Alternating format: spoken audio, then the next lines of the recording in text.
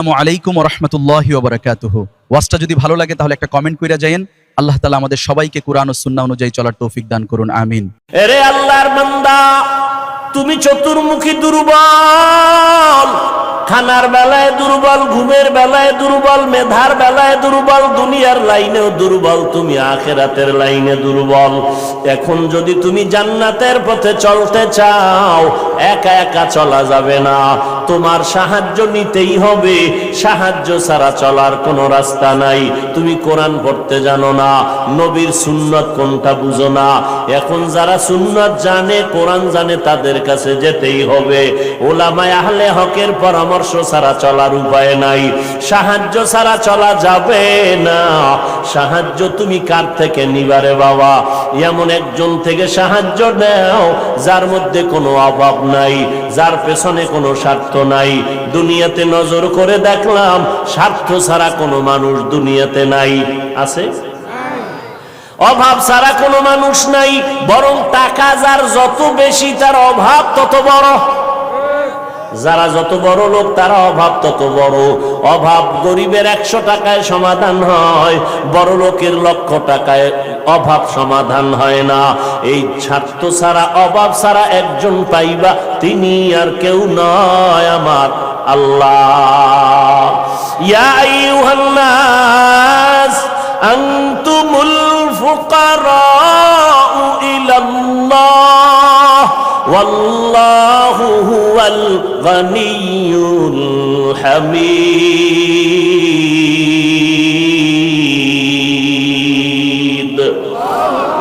गर तवक्कुल मी कुनी हर सुबह शाम, मेरा सनद रिज़्क़ तू अज़ला मकाम।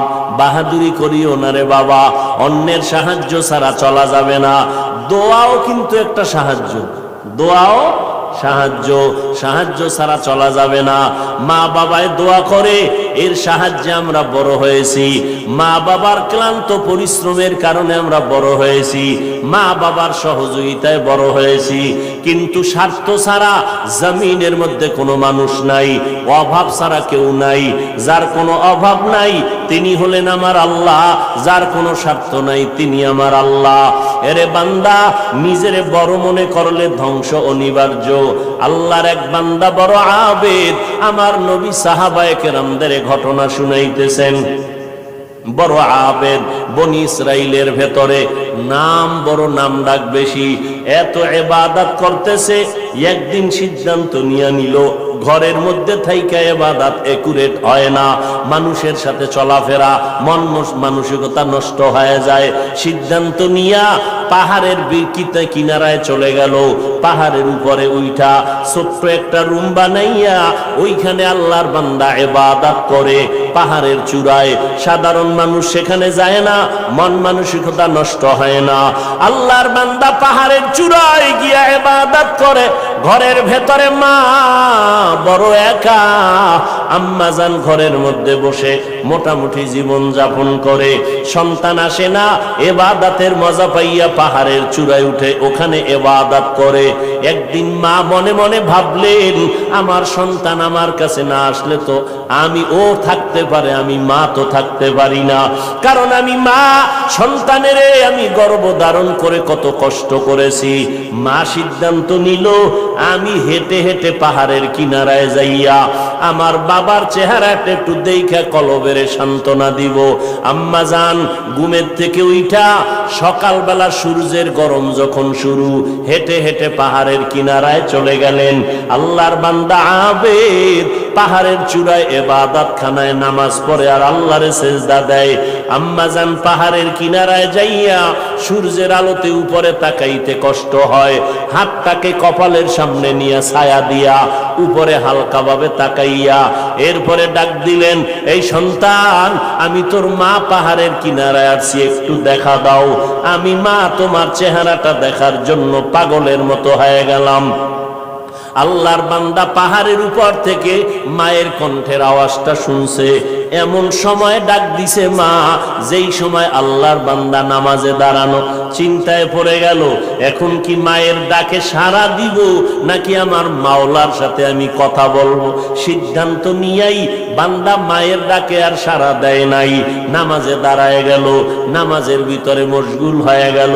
আম্মা জান দীর্ঘ টাইম কষ্ট করে দাঁড়াইয়া সন্তান যখন সাড়া দেয় না, মা হালকা একটু কষ্ট নিয়ে বাড়ির মধ্যে রওয়ানা। বাড়িতে চলে আসলেন, ঠিক আছে বাবা তুই ইবাদত করো, ওখানে থাক, আমার ডাকে সাড়া দিলি না, দুঃখ নিয়ে চলে গেলাম। মা বাসায় চলে গেল, কিন্তু মায়ের চোখে ঘুম হয় না। সন্তানের প্রতি যে মায়ের এত মায়া, ওই মায়ের সন্তান মায়ের মায়া কখনো বুঝবে না। যদি সন্তানগুলো মায়ের কষ্ট বুঝতো, জীবনে কোনো সন্তান মায়ের কষ্ট দিতে পারত না, মায়ের চোখের পানি ফালতে পারত না। মা রাতের বেলা ঘুমাইতে পারে না, কষ্ট বুকের চাপা দিয়া। আবার পরের দিন মা বলে না আজকে আবার একটু যায় বাবারে ডাক দেই, দেখিনি একটু চেহারাটা দেখতে পারি, কলিজাটা ঠান্ডা করতে পারি। আবার আম্মা যান দ্বিতীয় দিন চলে গেলেন সূর্যের গরমে, পাহাড়ের কিনারায় যাইয়া হাতটারে কপালের কাছে নিয়ে আবার ডাক দিছে, ও সন্তান তোমার মা ডাকতেছে, আসো একটু পাহাড় থেকে আইসা মায়ের কাছে দেখা দিয়া যাও, কলিজা ঠান্ডা করো। সন্তান এখনো নামাজে দাঁড়ানো, এবারও চিন্তা করলো আমি মায়ের ডাকে সাড়া দিব নাকি আমি নামাজের মধ্যেই থাকবো। সিদ্ধান্ত আগের মতোই অটল, নামাজ আমি ছাড়বো না, মায়ের ডাকে কোনো সাড়াও দিব না। মা দ্বিতীয় দিনের মতো কষ্ট পাইয়া বিদায় নিয়ে বাসায় চলে গেলে, কিন্তু মা মনেরে বুঝাইতে পারে না সন্তানের কষ্ট কখন মন থেকে যায় না। এরে আল্লাহর বান্দা, স্বামী আর স্ত্রী এক জায়গায় ঘুমায়, হঠাৎ একদিন তাকায়া দেখে স্ত্রী বালিশে মাথা লাগাইয়া গুনগুন গুনগুন করে কান্না করে। আব্বা জান জিজ্ঞাসা করে, বিবি কাঁদো কেন? কয় তোমার ঘুম তুমি ঘুমা, আমি মনের দুঃখে কাঁদি। বলে কি দুঃখ? তোমার জানার দরকার নাই। মা চায় বাবায় জানো, না জানে তো বাবাও দুঃখ পাবে। স্বামী বেচারা কয় না, বলো তুমি কেন কাঁদো? আমার মনে বড় কষ্ট লাগতেছে। কেন কাঁদো বলো? মা চোখের পানি ছেড়ে কয়, স্বামী আমার সন্তানের জন্য আমি জীবনটা বিলায় দিলাম। আজকে 7টা দিন হয়ে গেছে সন্তান আমারে মা বলিয়া ডাক দেয় না, আমি পাগলের মতো হয়ে গেছি। বলে কেন ডাকে না? বলে সন্তান একটা অন্যায় করতেছিল, আমি একটু ধমক দিছি, সন্তান রাগ করে আর আমার সাথে কথা বলে না। ঘরে আইসা প্লেটটা নিয়ে খানা খাইয়া পেছনের দরজা দিয়ে চলে যায়, আমার দিকে তাকায় না। এবার বাবায় বলে, বিবি তুমি আরামে ঘুমাও, সন্তানের চিন্তায় ঘুম নষ্ট করিও না। আজকে না কালকে সন্তান বুঝতে পারলে তোমার কাছে আইসা মাপ চাবে। মা ডাক দিয়ে কয়, স্বামী আমার, তুমি আমারে যত বুঝাও, আমি যতবার খানার প্লেট নেই আমি খানা মুখে দিতে পারি না, তোমারে বুঝাইতে পারি না আমার খানার থেকে ঘুমের থেকে সন্তানের মা ডাকে এত মজা। সন্তান যখন আম্মু বলিয়া ডাক দেয়, কলিজা ঠান্ডা হয়ে যায়। ও সন্তানেরা, ওই মা বাবা যারা কবরে রাইখে আজকে বাহাদুরি করো রে বাবা, ওই আল্লাহর বান্দি দ্বিতীয় দিনও কষ্ট পাইয়া বিদায়, কিন্তু রাতের ঘুম নাই, মনের মধ্যে বড় কষ্ট। নবীজি সাহাবায়ে কেরামদের সামনে ঘটনা বলেন আর কাঁদতেছেন। সাহাবায়ে কেরামরাও কান্নার আওয়াজ। মায়ার নবী বলেন, ও সাহাবায়ে কেরাম, ওই মা তৃতীয় দিন আবার চলে গেল পাহাড়ের কিনারায়, যাইয়া ডাক দিছে, বাবা একবার না দুইবার না, তৃতীয়বারের মতো আমি তোমার দরজায় এসে গেলাম, একটু পাহাড় থেকে নাইমা সারা দাও। আজও সন্তান নামাজে দাঁড়ানো, আল্লাহর মহব্বতে আর মায়ের ডাকে সারা দেয় না। 2 দিন মা কষ্ট পাইয়া কিছু বলে নাই, চলে গেছে। আজকে কষ্ট পাইয়া আর নিজের কন্ট্রোল করতে পারে না, আসমানের দিকে তাকাই একটা কথা বলিয়াই ফেলছে। আসমানের দিকে তাকাইয়া বলে, ও আসমানের মালিক, এমন সন্তান দিয়ে কি হবে আমার, যেই সন্তান আমার 3 দিনের কষ্ট বুঝলো না রে আল্লাহ, আমার মনটারে মানাইতে পারি না, ওর তো একদিন মরণ হবে, তবে আমার একটা দাবি, ওরে তুমি জেনাকারিনী মহিলার চেহারা না দেখাইয়া মরণ দিবা না। কঠিন এক কথা আসমানে লাগায় দিলেন, আসমানে কবুল হয়ে গেছে।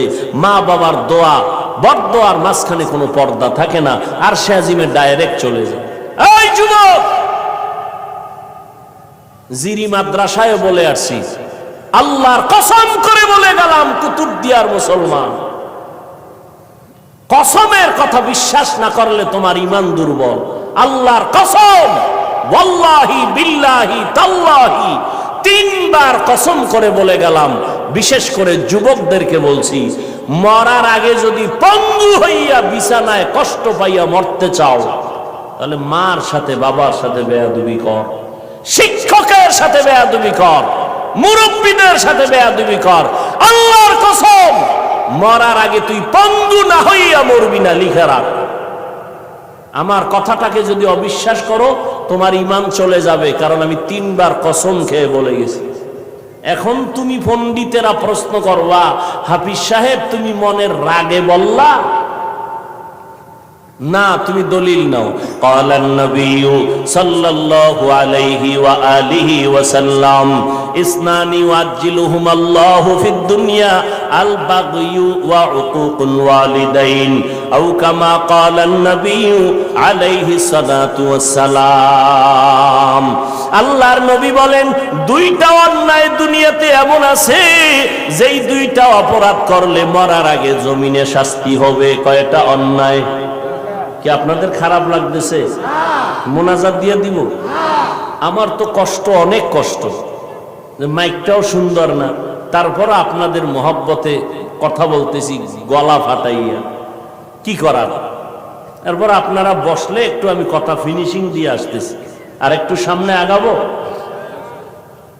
আল্লাহ সবাইকে কবুল করে। হ্যাঁ, মদিনার নবী বলেন, 2টা অপরাধ আছে, যদি দুনিয়াতে করো মরার আগে শাস্তি হবে, মরার পরে নয়। 1 নাম্বার অপরাধের নাম জুলুম, 2য় অপরাধের নাম হলো মা বাবার সাথে বেয়াদবি। যারা মা বাবার সাথে বেয়াদবি করবে, নবী বলেন তাদের শাস্তি হবে মরার আগে দুনিয়ার জমিনে। যারা জুলুম করবে, ওস্তাদের ইজ্জতের উপরে আঘাত করবে, ভাইয়ের উপরে জুলুম করবে, বোনের উপরে জুলুম করবে, প্রতিবেশীর উপরে জুলুম করবে, গরিবের উপরে জুলুম করবে, এই জালেমের বিচার আমার আল্লাহ মরার আগেই করে নিবেন। ও আল্লাহর বান্দারা, মা যখন কথাটা বলেই ফেললেন, আসমানে কবুল হয়ে গেল। কি বরদোয়া করলেন? মা গেছেন, ভুলে গেছেন? জেনাকারিনী মহিলার চেহারা না দেখাইয়া মারবা না। মা কিন্তু কঠিন কয় নাই, যদি কইতো জেনা না করাইয়া মারবা না, তো আরো কঠিন হয়ে যেত। মা একটু পাশ কাটায় বললেন, ও জেনা টেনা করবে না, কিন্তু জেনাকারিনী মহিলার চেহারা দেখে মরবে, এটাও একটা অভিশাপ। একটু মহিলা দেখবে না, কারণ আমার বাচ্চা তো ইবাদত করে পাহাড়ের চূড়ায়, সে কোনো নারী দেখবে না, কিন্তু দেখতে গেলেও জানো নামাজি না, একটা জেনাকারিনী নারী দেখবে। পুরা বনি ইসরাইলের মাঝে প্রশংসা, পাহাড়ের চূড়ায় আল্লাহর বান্দা এত পরিমাণ ইবাদত করে যে তার ইবাদত আল্লাহর প্রতি এতটা অগাধ বিশ্বাস, পৃথিবীর কেউ তাকে আল্লাহর থেকে বিন্দু পিছপা ঘটাতে পারবে না, গাফেল করতে পারবে না। ওই এলাকার এক সুন্দরী মহিলা, রূপসী, সে কয় এত প্রশংসা তার, তারে কেউ আল্লাহর থেকে আলাদা করতে পারবে না। কয় না, কেউ পারবে না।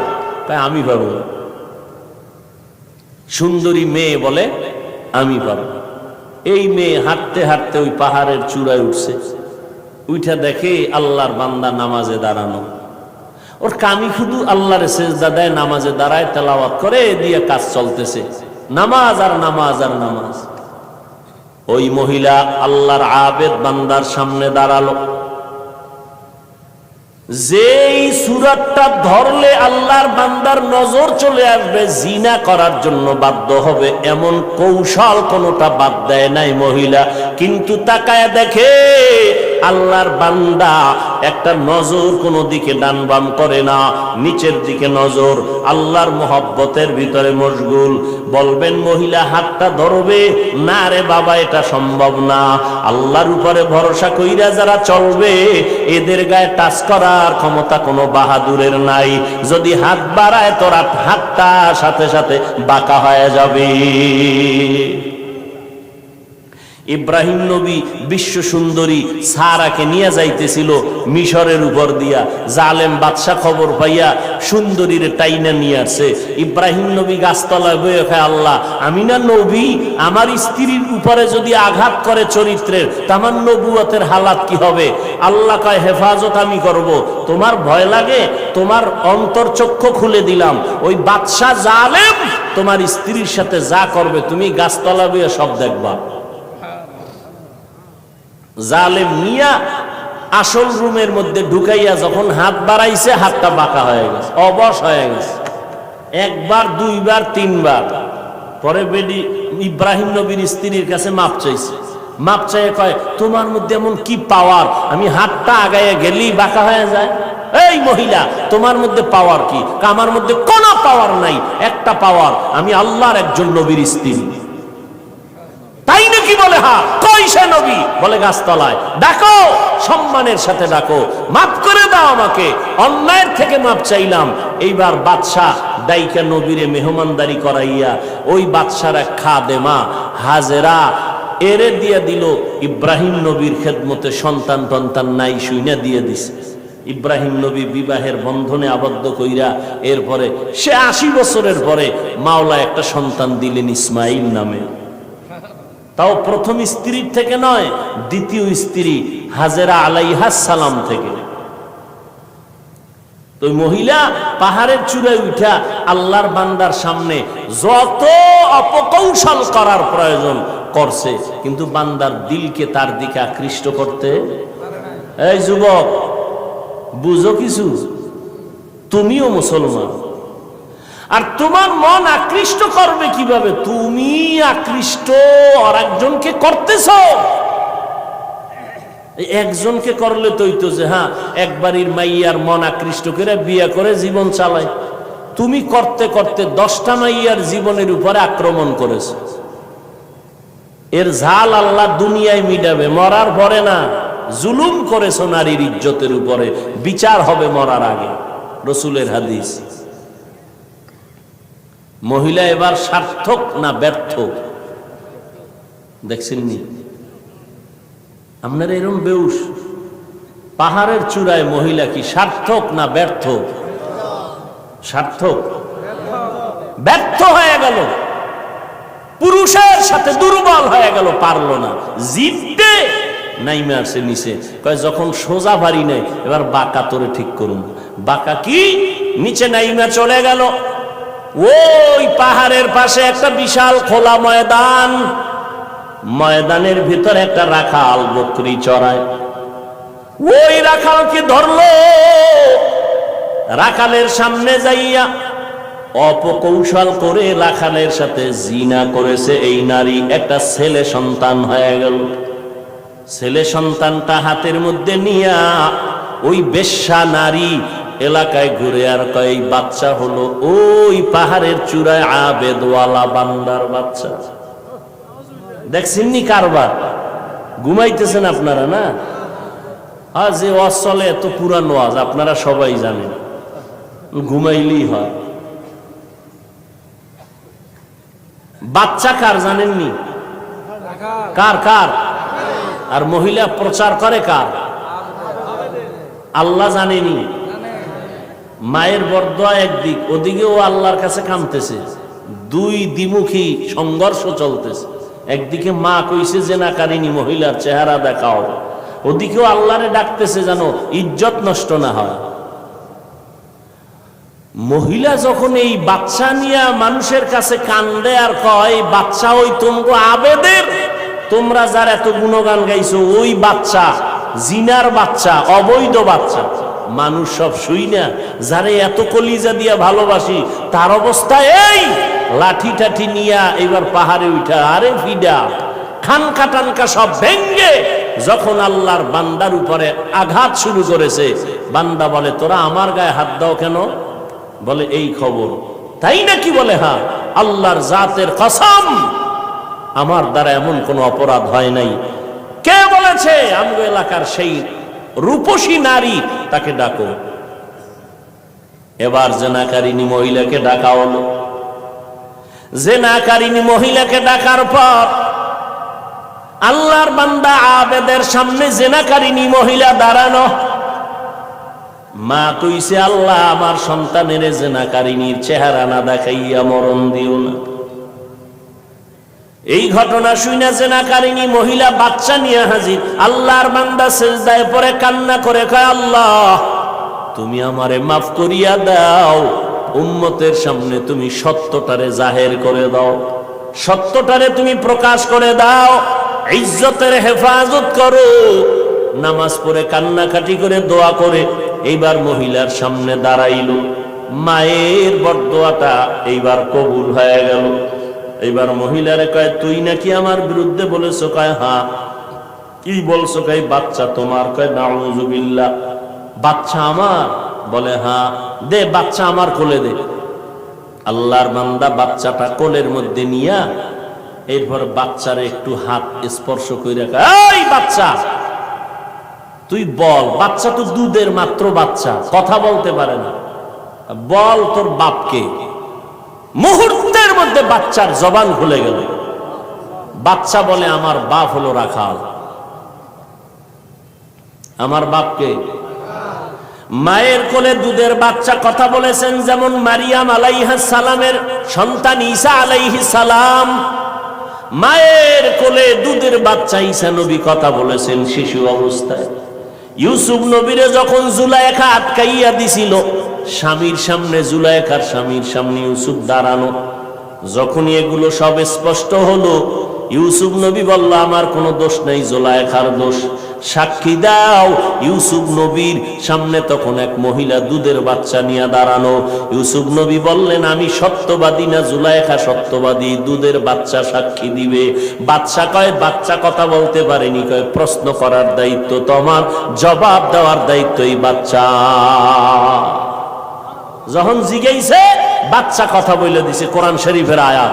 বাচ্চা ইউসুফ নবীকে নির্দোষ প্রমাণের জন্য একটা স্কেল দিয়ে দিছে। এরে কুতুবদিয়ার মুসলমান, আমার মাওলার কুদরত বড় কঠিন। মায়ের বরদোয়াটাও আল্লাহ কাজে লাগাইলেন, জেনাকারী নারীর চেহারা পর্যন্ত দেখায় দিলেন। আবার বাচ্চার মাধ্যমে আল্লাহর বান্দার ইজ্জতের হেফাজত করলেন। সত্যের উপরে যদি চলো রে বাবা, মা বাবার দোয়া নিয়ে যদি আগাইতে পারো, দুনিয়ার কোনো ভয় নাই, হালাল খাইয়া চলবা, আল্লাহ বিজয়ের মালা গলায় পরাইয়া দিবেন। কয়দিন আর দুনিয়ায় বাহাদুরি করবারে বাবা, আল্লাহ যদি সমুদ্রে একটু হুকুম করে, একটু গরম হয়ে যা, রাতের ঘুমের মধ্যে 1 মিনিট লাগবে না কুতুবদিয়ারে ধ্বংস করার জন্য, 1 মিনিটও লাগবে না। আল্লাহ কয়, বান্দা আমার স্মরণ কর, আমি আল্লাহর কাছে সাহায্য চাও। সাহায্য কেমনে চাইবা? ধৈর্য আর নামাজের মাধ্যমে সাহায্য প্রার্থনা করো। আজকে আমাদের ভেতরে ধৈর্যের বড় অভাব, নামাজের বড় অভাব। ও যুবকেরা, ও পর্দার আড়ালের আম্মা জানেরা, আজকে নামাজের এত বয়ান, এক বেলার নামাজ ছেড়ে দেওয়ার কোনো সুযোগ নাই। ও যুবক, এক বেলার নামাজ ছাড়ার কোনো কায়দা নাই, অথচ তুমি নামাজ পড়ো না রে বাবা। আজকে আমি তোমাকে কিন্তু এই কথা বলি নাই আমগো মতো হুজুর হইয়া যাও, 5 পল্লী মাথায় দাও একবারও বলি নাই, কওমি মাদ্রাসায় পড়ো তাও বলি নাই, স্কুলের লেখাপড়া বন্ধ করো তাও বলি নাই। বরং বাবা তুমি চাকরি করো, ব্যবসা করো, স্কুল কলেজে পড়ো, কোনো বাধা নাই। ওখানে থাইকা আল্লাহর হুকুম নবীর তরিকা মতো নামাজ পড়ো, মা বাবার দোয়া নিয়ে সামনে আগাও, ওলামায়ে কেরামের পরামর্শ নিয়ে চলো, নবীর সুন্নতের মালা গলায় লাগাও। খবরদার কপাল পোড়া যদি হইয়াই থাকো তাহলে কিন্তু তোমার কপাল দুনিয়াতেও শেষ, আখিরাতেও শেষ। কিছু কপাল পোড়া এমন আছে, বুঝাইলে উল্টা আমারে বুঝানোর চেষ্টা করে। যদি কই ভাইজান টুপি কেন পরো না, ও তো বলা দরকার ভাই হুজুর টুপি মাথায় দেওয়া দরকার, নবীর সুন্নত। এটা তো কোনো পিশাবের সুন্নত না, নবীর তরিকা। হুজুর আমি পারি না, দোয়া করবেন, চেষ্টা করব। কিন্তু কিছু নেমক হারাম, বেপরোয়া আল্লাহর বান্দা, এদের জবাবটা এমন অহংকারী জবাব।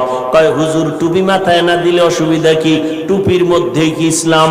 দাড়ির মধ্যেই কি ইসলাম? পোশাকের মধ্যেই কি ইসলাম? এই রকম বেপরোয়া আল্লাহর বান্দা নবীর দুশমন আছে না নাই? টুপির মধ্যে ইসলাম নাই, দাড়ির মধ্যে নাই, পোশাকে নাই, পর্দায় নাই, হালালে নাই, তুই ইসলাম কই? সমুদ্রের তলদেশে। বিনয়ী হয়ে যাও রে বাবা, নিজের ছোট বানাইয়া চলো। কোন আলেম যদি বলে বাবা নামাজ কেন পড়ো না, তোমার জবাব থাকবে হুজুর নামাজ অবশ্যই পড়া দরকার, আমি চেষ্টা করি পারি না, একটু দোয়া কইরা দেন সামনের থেকে যেন নামাজ ধইরা ফালাইতে পারি। বিনয়ের সাথে দোয়া চাওয়ার চেষ্টা করো। অপরদিকে মা বাবার দোয়া নিয়ে আগাও। ও যুবক ভাই, আমি তোমারও সামনে উদাহরণ পেশ করি, সব জায়গায় বলি তোমার মতো যুবক পাঁচ বেলার নামাজ পড়ে, এই জমিনের মধ্যে স্কুল কলেজে ভরিয়াও নামাজ পড়ে আছে না নাই? ভাইরা আমার, পাঁচ বেলার নামাজ পড়ে অভাব নাই। তোমার আমার মতো যুবক সন্তান নবীর তরিকা মতো চলে, চাকরি করে, ব্যবসা করে, অভাব নাই। আল্লাহর মোহাব্বত নিয়া আল্লাহর কাছে তওবা করো, তওবার দরজা খোলা। মনে মনে বলো হে আল্লাহ আর নামাজ ছাড়বো না, বেপরদায় চলবো না, মা বাবাকে কষ্ট দিব না, ওলামায়ে কেরামের পরামর্শ নিয়ে চলবো, নবীর তরিকায় চলবো, ওলামায়ে কেরামের পরামর্শ নিয়ে চলবো, নবীর সুন্নাত মেনে চলবো। আল্লাহর কাছে যদি তওবা করার নিয়ত হয়, খাঁটি তওবা করার নিয়ত যাদের আছে, দুটো হাত আমার আল্লাহকে দেখায়া দাও। আয় আল্লাহ আমাদের হাতগুলো কবুল করে নেন, তওবা কবুল করে নেন, তওবার উপরে মজবুত হইয়া চলার মতো তৌফিক দান করেন, আমিন।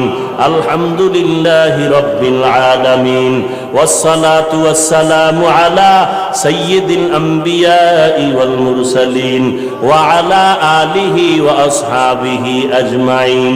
ইয়া আরহামার রাহিমিন,